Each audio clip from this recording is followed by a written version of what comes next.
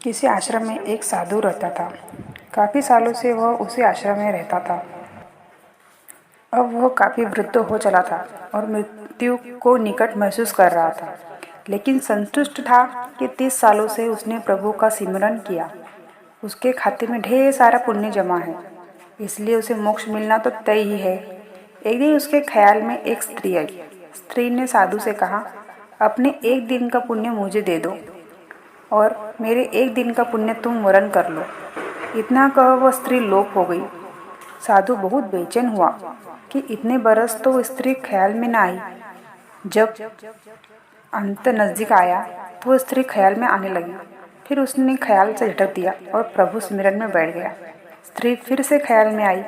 फिर से उसने कहा, एक दिन का पुण्य मुझे दो और मेरा एक दिन का पाप तुम वरण कर लो। इस बार साधु ने स्त्री को पहचानने की कोशिश की, लेकिन स्त्री का चेहरा बहुत धुंधला था। साधु से पहचाना नहीं गया। साधु अब चिंतित हो उठा कि एक दिन का पुण्य लेकर वह स्त्री क्या करेंगी। हो ना हो वह स्त्री कष्ट में है, लेकिन गुरुजी ने कहा हुआ है कि अपने पुण्य ही आपकी असली पूंजी है। यह किसी को मत दे बैठना, और इतनी मुश्किल से पुण्यों की कमाई होती है। यह भी दे बैठे तो मोक्ष तो गया हो गया। ये मुझे मोक्ष से हटाने की कोई साजिश है। साधु ने अपने गुरु के आगे अपनी चिंता जाहिर की। गुरु ने साधु को डांटा, मेरी शिक्षा का कोई असर नहीं है तुझ पर। पुण्य किसी को नहीं देने होते, यही आपकी असली कमाई है। साधु ने गुरु जी को सत्य वचन कहा और फिर प्रभु का सुमिरन करने बैठ गया। स्त्री फिर ख्याल में आ गई, बोली, तुम्हारा गुरु अपूर्ण है, इसे ज्ञान नहीं है। तुम तो आसक्ति छोड़ने का दम भरते हो। बीबी बच्चे दिन दुनिया छोड़कर तुम इस अभिमान में हो कि तुमने आसक्ति छोड़ दी है। तुमने और तुम्हारे गुरु ने तो आसक्ति को और जोर से पकड़ लिया है। किसी जरूरतमंद की मदद तक का चरित्र नहीं है रहा तुम्हारा तो। साधु बहुत परेशान हो गया। फिर वह गुरु के पास गया, स्त्री की बात बताई। गुरु ने फिर साधु को डांटा, गुरु पर संदेह करवाकर वह तुम्हें पाप में ढकेल रही है। जरूर कोई बुरी आत्मा तुम्हारे पीछे पड़ी है। साधु अब कहाँ जाए। वह वापस लौट आया और फिर से प्रभु सुमिरन करने में बैठ गया। स्त्री फिर ख्याल में आई। उसने फिर कहा, इतने साल तक अध्यात्म रहकर तुम गुलाम भी बन गए हो। गुरु के आगे जाते इतने साल के अध्ययन से तुम्हारा स्वतंत्र मन तक नहीं बन पाया। गुरु के सीमित ज्ञान में तुम उलझ कर रह गए हो। अब मैं फिर कह रही हूँ, मुझे एक दिन का पुण्य दे दो और मेरा एक दिन का पाप वरण कर लो। मुझे किसी को मोक्ष दिलवाना है, यही प्रभु इच्छा है। साधु को अपनी अल्पता पर बहुत ग्लानि हुई। संत मत कहता है कि पुण्य किसी को मत दो और धर्म कहता है जरूरतमंद की मदद करो। यहाँ तो फंस गया। गुरु भी राह नहीं दे रहा कोई, लेकिन स्त्री मोक्ष किसको दिलवाना चाहती है। साधु को एक युक्ति सूझी, जब कोई राह न दिखे तो प्रभु से तार जोड़ो, प्रभु से राह जानो, प्रभु से ही पूछ लो कि उनकी रजा क्या है। उसने प्रभु से पूछा और आकाशवाणी हुई। प्रभु से पूछा, पहले तो तुम बताओ कि तुम कौन से पुण्य पर इतरा रहे हो।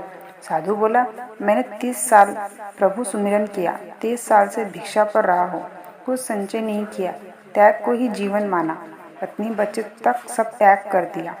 प्रभु ने कहा, तुमने 30 बरस कोई उपयोगी काम नहीं किया, कोई रचनात्मक काम नहीं किया, दूसरों का कमाया व बनाया व खाया। राम राम और ओम नमः शिवाय, जय माता दी की जपने से पुण्य कैसे इकट्ठा होते हैं मुझे तो नहीं पता। तुम रुपया रुपया जपते रहो तो क्या तुम्हारा बैंक खाता भर जाएगा?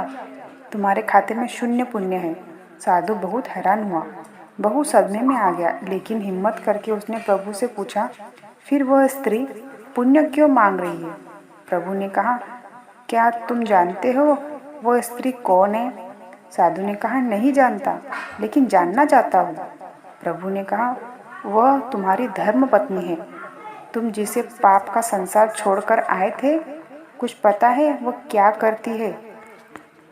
साधु की आंखें फटने लगी और उसने कहा, नहीं प्रभु, इसके बारे में मैं कुछ नहीं जानता। प्रभु ने कहा, तो सुनो, जब तुम घर से चुपचाप निकल आए थे तो वह कई दिन तक तुम्हारे इंतजार में रोई। फिर एक दिन संचय खत्म हो गया और बच्चों की भूख ने उसे तुम्हारे गम पोंछ डालने के लिए विवश कर दिया। उसने आंसू पोंछ दिए और नौकरी के लिए जगह जगह घूमती भटकती रही। वह इतनी पढ़ी लिखी नहीं थी, तुम बहुत बीच राह में उसे छोड़ आए। उसे काम नहीं मिल रहा था, इसलिए उसने बहुत एक कुष्ठ आश्रम में नौकरी कर ली। वह रोज खुद को बीमारी से बचाती उन लोगों की सेवा करती रही जिन्हें लोग वहां त्याग जाते हैं। वो खुद को आज भी पापिन कहती है कि उसका मर्द उसे छोड़कर चला गया। प्रभु ने आगे कहा, अब वह बेचैन है तुम्हें लेकर। उसे बहुत दिनों से आभास होने लगा कि उसका पति मरने वाला है।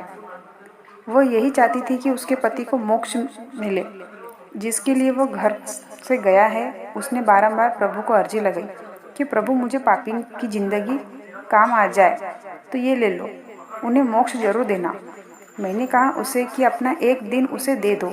कहती है कि मेरे खाते में पुण्य कहाँ होते तो मैं पल में न लग जाती, सारे पुण्य उन्हें दे देती। यह सुमिरन नहीं करता, वो भी समझती कि सुमिरन से पुण्य मिलते हैं। मैंने उसे नहीं बताया कि तुम्हारे पास यथा पुण्य जमा है, पुण्य सुमिरन से नहीं आता।